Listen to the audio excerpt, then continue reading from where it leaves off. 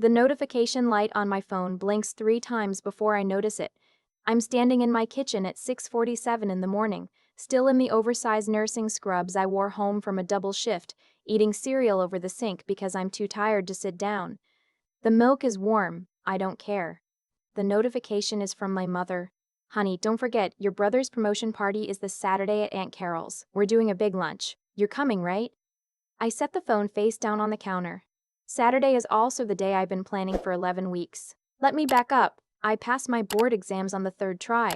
I'm not ashamed of that anymore. I used to be, but I'm not. The first time I failed, I cried in my car for an hour in the parking garage of the testing center, then drove straight to my parents' house because I didn't know where else to go. My mother was in the middle of cooking dinner. She looked up when I walked in, saw my face and said, "Well, you'll just have to study harder next time." Then she went back to stirring the pot. My brother sat across from me at the dinner table that night. He'd just gotten his real estate license, 2nd try, and the whole family had taken him out to celebrate at his favorite steakhouse. My father had given a little speech about perseverance. My aunt had cried. Nobody suggested a steakhouse for me on my 3rd try, but when I finally passed and I called home with the news, my mother said, "Oh good, I knew you'd get there eventually." And that was it. That was the whole conversation. I'd been working toward my nursing license for 6 years by then. I started the program at 22, dropped out briefly when I couldn't afford tuition, worked 2 jobs for 18 months to save enough to go back, then spent the next 4 years finishing while working night shifts at an urgent care clinic. I graduated in November. My family did not attend the ceremony. My brother had a house showing that day and my parents had driven 2 hours to go watch it with him because he wanted their opinion on whether the staging looked right. I walked across the stage with my friend from clinicals, Yusra, and her entire family took up half a row. Her mother kept dabbing at her eyes with a handkerchief. Yusra's younger sister had made a banner that said, "W.R. super proud of you" in glitter letters. I took a picture with Yusra in front of the banner. It's still my lock screen. When I passed my boards on that 3rd attempt, I made a decision. I wasn't going to wait for someone else to celebrate me. I'd been doing that for 6 years. Waiting for the phone to ring, waiting for someone to ask how the studying was going, waiting to be asked how I was doing on a night shift, waiting to matter enough that someone thought to check. The waiting had become its own kind of exhaustion, separate from the double shifts and the flashcards and the student loans.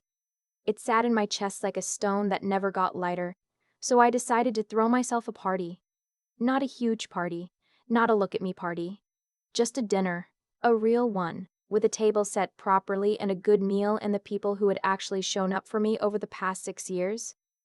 I booked a private dining room at a restaurant I'd been eyeing since before I could afford to eat there. It seated 20. I made a list of everyone I wanted to invite, Yusra and her husband, 3 nurses from my unit, my clinical supervisor Donna, who had written me a recommendation letter twice, my college roommate Petra, wait, no, I need to use a different name. My college roommate, let's call her, she's not in that list. My college roommate who would send me grocery store gift cards twice when money was tight, a few others. Then I sat with the list for a long time before I added my family. I added them, I want to be honest about that. I added my mother, my father, and my brother because they're my family and I still, stupidly, wanted them there. I sent out a proper invitation, a digital one designed nicely, with the date and time and restaurant details and a little note that said, "I'd love to celebrate this milestone with you." I sent it 8 weeks in advance. I followed up 4 weeks out. I called my mother directly and she said, "Oh, that sounds lovely. I'll let your father know." That was a yes. I took it as a yes. The morning of the dinner, I woke up early and drove to the restaurant to drop off flowers I'd gotten from the farmer's market, white ranunculus in low vases.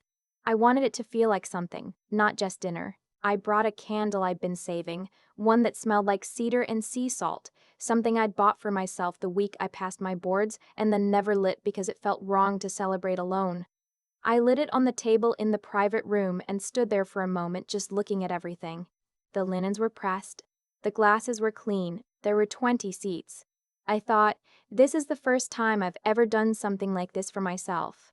The thought made me a little emotional in the way that sneaks up on you when you're not expecting it. Not sad, exactly, but tender.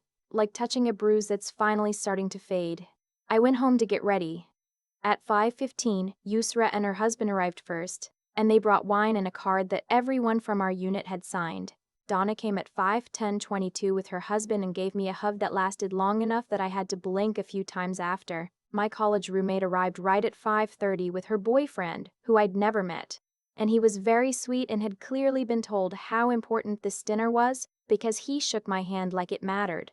By 5:45, 14 of my 20 guests had arrived. The 6 empty seats were my mother, my father, my brother, and 3 members of my extended family I'd included because my mother had asked if she could bring them. I checked my phone. Nothing. I texted my mother, "Hey, just checking in. Dinner starts in 15 minutes. I went back to the table and poured myself a glass of water and talked to Donna about a patient we'd both been thinking about, a small girl who had come through our floor the month before. The conversation was good. The room was warm. At 6:10, my phone buzzed. It was my brother. "Hey, sorry. We're still at the thing. It's running long. Don't think we're gonna make it." The thing. He didn't say what the thing was, he said the thing. I sat with the message for a moment. I was aware of Yusra watching me from across the table with the careful expression she gets when she's trying to figure out if I'm okay without asking directly. I gave her a small nod that I hoped communicated I'm fine, and I put the phone in my purse. At 6:30, I texted my mother again, "Is everything okay?" At 6:37, she replied, "We're still at your aunt's. Your brother's party went longer than expected. I'm so sorry, honey. I don't think we're going to make it tonight. You understand. Congratulations, though. We're so proud." I read the message twice. Then I read it again. "We're so proud." She hadn't come. None of them had come. But she was proud. I put my phone away and I smiled at the table and I said, "Okay, let's order." And we did. We ordered the tasting menu and the wine pairing, and Donna gave a toast that was so unexpectedly generous that 2 people I didn't know very well started crying, which made me start crying, which made everyone laugh in the warm way that happens when a room is full of people who actually want to be there. The food was extraordinary. I had a risotto that tasted like something I'd only read about in descriptions of nice restaurants. I had dessert, which I almost never do. We stayed until the restaurant politely indicated they needed to close, and even then we stood outside on the sidewalk for another 20 minutes talking. Yusra hugged me goodbye and said, "That was one of the best dinners I've ever been to." I drove home. I sat in my parked car outside my apartment for a while with the engine off. The stone in my chest was there. It was always there, but something else was there too, something new. The memory of that table lit up, full of people who had driven across the city on a Friday night to sit with me. That was real. That had happened. Nobody could take that from me. I went inside and didn't cry until I was already in bed, and even then it wasn't the ugly kind. It was the quiet kind. The kind that comes after you've held something too long. 3 days later, my mother called. I almost let it go to voicemail. I'm going to be honest about that too. I sat and watched the phone ring and I thought very carefully about whether I wanted to have this conversation. Then I answered, "Hi, honey." She sounded normal. Cheerful even. "How was the dinner? How was the dinner? How was the dinner? How was the dinner?" "It was nice," I said. "The food was really good." "Oh, that's wonderful. I'm glad it worked out. We felt terrible about missing it, but you know how your brother's parties get? It just went on and on." She laughed a little, the way she laughs when she's uncomfortable with silence. He was so happy, though. His whole office came. I waited. "The promotion is a big deal for him," she continued. "District manager at 31. Your father is beside himself." "I know," I said. "You know you should call him and congratulate him. He'd love to hear from you." I was quiet for long enough that she noticed. Is something wrong? And there it was. The moment. I'd been here before so many times. The moment where I had a choice between nothing, "I'm fine," and the truth. I'd chosen nothing so many times that it had started to feel like the only option, like a door that only opens one way. "Mom," I said, "I planned that dinner 8 weeks ago. I sent everyone the invitation 2 months in advance. I called you specifically to confirm." "I know, honey, and I'm sorry we couldn't make it. I passed my nursing boards," I said, "on my 3rd attempt." after 6 years. After dropping out and working 2 jobs and going back and finishing while working nights, I wasn't raising my voice. I was surprised by how steady I sounded. That dinner was the first time I've ever celebrated something I did. And nobody from our family came. Silence. We've been to every one of Cody's things, I said, using my brother's name for the first time in the conversation. Every open house. Every promotion dinner. You drove 4 hours last spring to watch him sign a lease on a commercial property. You cried. Dad gave a speech. That's different, my mother said. Her voice had gone careful. Cody needs more support. You've always been the independent one. You never needed us the way he does. I had heard versions of this my whole life. You're so capable. You're so strong. You don't need as much. As if needing less meant deserving less. As if capability was a punishment. I needed you Saturday, I said. More silence. I don't think you understand how hard this was for me, I said. Not the exam, my whole life. I don't think you understand what it felt like to sit at those board result screens, knowing nobody in our family had even asked how I was doing. Knowing I would call home with good news or bad news, and in either case, the first thing you do is redirect to Cody. That's not fair, she said. Her voice had an edge now. We love you both equally. I'm not asking to be loved more, I said. I'm asking to be shown up for. Those are different things. She was quiet for a moment. Then she said, I think you're being a little dramatic. It was just a dinner, and there it was. Just a dinner. You're right, I said. It was just a dinner. And you didn't come. I said goodbye and I ended the call. I sat on my kitchen floor for a while after that. Not the dramatic kind of sitting on floors. Just my legs gave out a little and the floor was there. I had a cup of tea and I looked at the afternoon light coming through the window above the sink, and I thought about the fact that I had just said out loud to my mother the thing I had been carrying for years. I had named it. I had set it down in the space between us and said, look, this is what it is. She hadn't agreed with me. She hadn't apologized. She'd called it dramatic. But I had said it. That was something. My father called the following evening. He didn't usually call without my mother on the line too, so when I saw his name I answered before I could think too hard about it. He started by asking how I was doing, which he almost never does. I'm okay, I said. A little tired. Your mother told me about the conversation you had. I braced myself. I think, he said slowly, that she felt attacked. I understand that, I said. But, he stopped. I heard him exhale. I also think that we should have been there. I looked at the calendar this morning and I realized I'd known about your dinner for a month and I let it go. I don't have a good reason for that. I didn't say anything. I'm not going to make excuses for your brother's timing, he said. He should have made sure his party didn't conflict. Or we should have left early. Either way. Another pause. I'm sorry I wasn't there, sweetheart. I pressed my hand flat against the countertop and focused on the feeling of the cool stone under my palm.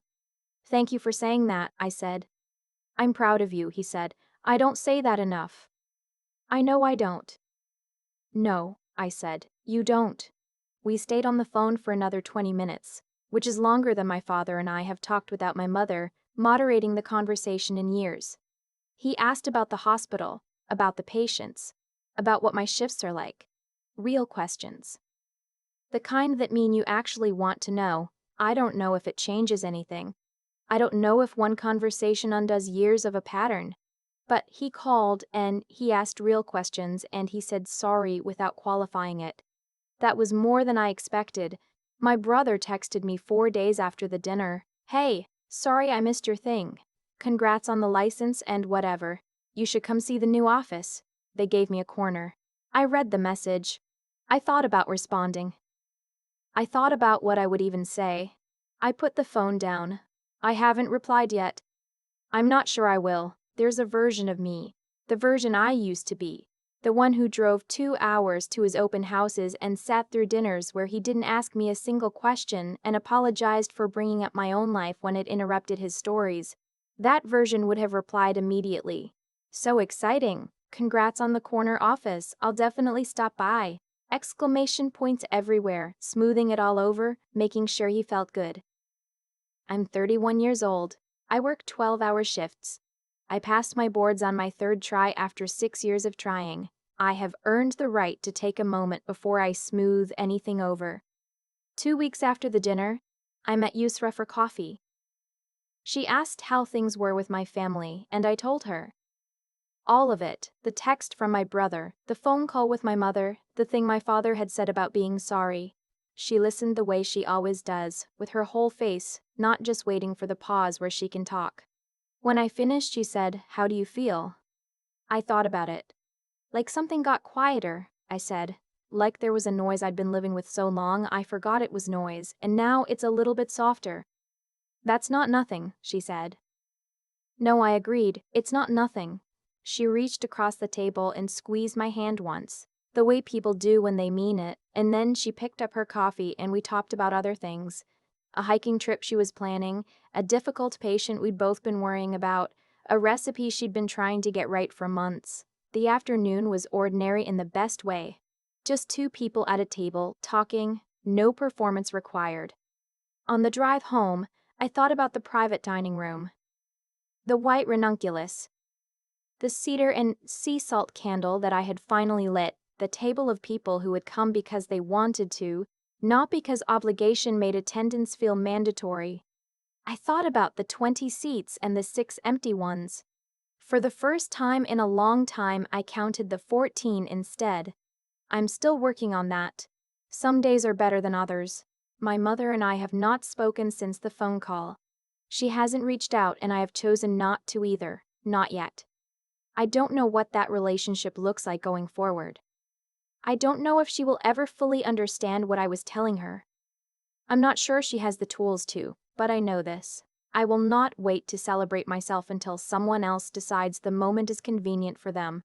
I will not shrink my achievements into footnotes to make room for someone else's headline. And I will not apologize for needing, occasionally, to be seen. I passed my boards. I worked 6 years to do it. I earned every single letter behind my name. That dinner happened, those people came, that candle burned all the way down. Nobody can take that from me. Last week, a new nurse started on my floor. She's 26, just passed her boards on the first try, practically vibrating with the particular anxiety of someone who has studied everything but hasn't yet learned to trust her own hands. I found her in the break room on her second day, eating lunch alone and looking at something on her phone with the careful expression of someone trying to hold it together. I sat down across from her. "First week is the hardest," I said. "It gets more normal." She looked up. "Does it actually get more normal? Or do people just say that?" "Both," I said. "But mostly actually." She laughed, a short, surprised sound, and her shoulders dropped about an inch. We ate lunch together. She told me about her program, about the parts that were hard, about the professor who had told her she wasn't cut out for it and how she'd passed anyway, how she'd wanted to mail him her results but hadn't. "You should have," I said. She looked at me. "You should have mailed them," I said. Not to be mean, just to say, I did the thing. I'm here. Bear witness. She was quiet for a moment. Then she said, "I kind of love that." I finished my coffee and stood up. "Congratulations, by the way," I said. "For real. First try is not easy." She smiled, and it was the kind that takes up the whole face. I walked back out onto the floor, back to the rooms and the charts and the work that takes everything I have and gives back something I don't have a word for yet. I was exactly where I was supposed to be. I used to think the hardest part of becoming a nurse was the studying. The flashcards at midnight, the failed exams, the semester I had to drop out and work double shifts just to afford going back. That was hard. I won't pretend otherwise. But the hardest part wasn't any of that. The hardest part was learning that the people who were supposed to root for you the loudest can also be the quietest when it actually counts, and that nobody warns you about that. Nobody puts that in the syllabus. What I understand now, sitting on the other side of that dinner, that phone call, that long drive home, is that actions accumulate, not in some abstract sense, but literally, practically, the way water shapes stone. Every time my mother redirected a conversation back to my brother, every time my father drove 4 hours for an open house and couldn't make it 20 minutes across town for a dinner I'd planned 8 weeks in advance, those weren't isolated incidents, they were a pattern. And patterns, if you look at them honestly, tell you exactly what someone values. That's not cruelty. I don't think my mother is cruel. I think she made 1,000 small choices over many years, each one feeling minor in the moment, and they added up into something I had to finally name out loud. The naming was the hardest thing I've ever done, harder than the boards. Because at least with the boards, failure had a clear shape. You could study for it. You could take it again. There's no retake for the moment you say to your mother, "You weren't there."